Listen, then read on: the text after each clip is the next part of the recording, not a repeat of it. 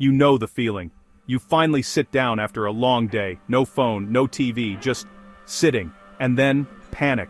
A voice in your head screams, "What are you doing? You could be learning a language, organizing, doing anything but nothing." Suddenly, stillness feels criminal. The guilt isn't just internal. Tell someone your weekend plans are nothing and watch their face twist in confusion. In our world, having no plans is a red flag. People start suggesting hobbies, as if nothing is a problem to fix.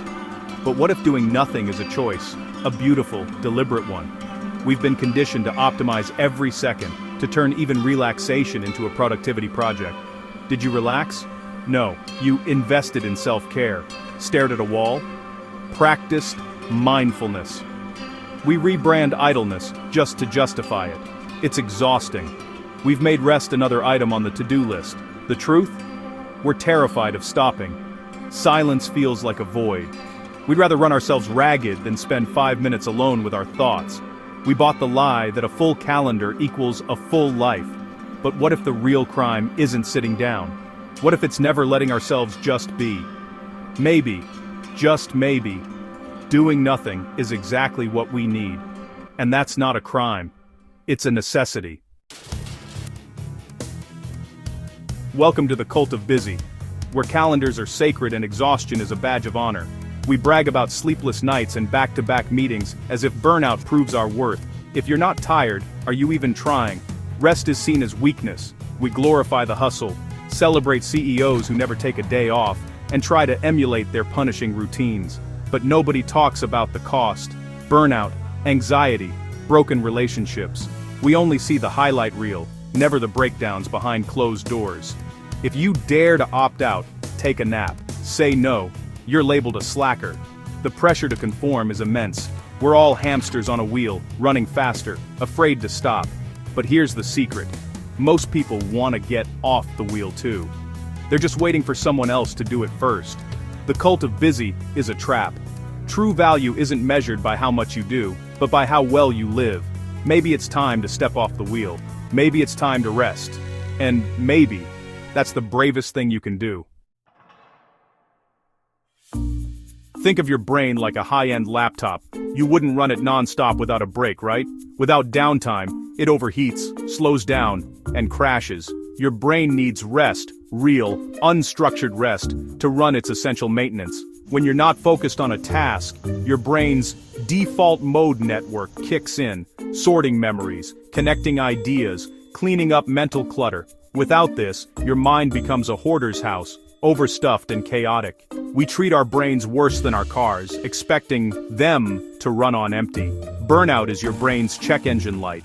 Giving yourself moments of quiet is like a mental oil change. Staring at a wall, you're defragmenting your mind. Taking a walk, you're letting your brain solve problems in the background. History's best ideas came from downtime. Archimedes in the bath, Newton under a tree.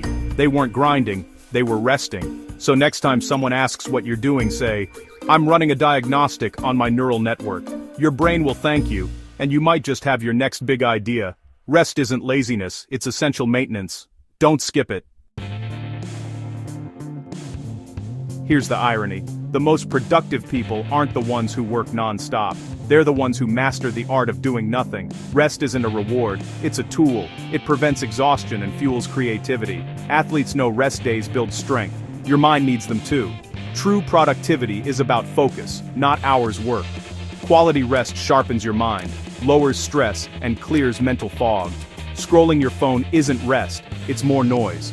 Real rest is silence, presence, and letting your mind wander. The person who takes breaks is sharpening their axe. The one who never stops is just wearing themselves out. Rest is intelligence, not weakness. It's the ultimate productivity hack. So, take a break, be strategic. You'll get more done, and feel better doing it. Work smarter, not harder. What are you afraid of?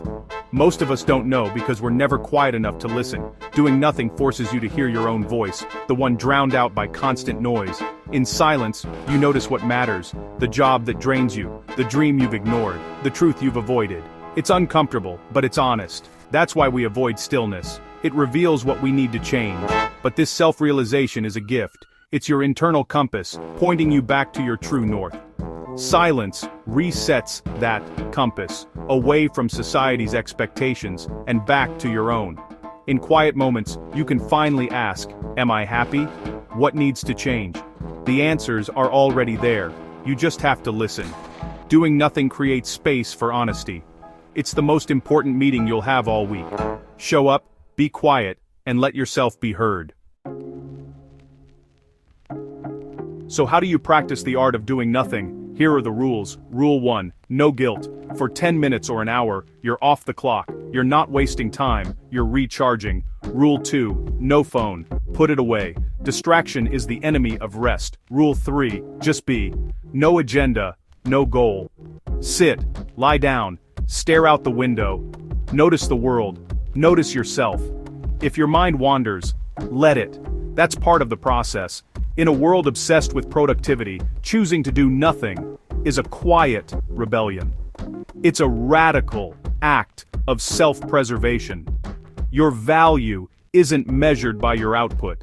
Rest is a right, not a luxury. It's a declaration. My mental health matters. So go ahead, do absolutely gloriously nothing. It might be the most important thing you do all day. The world can wait, you deserve peace. And sometimes doing nothing is everything.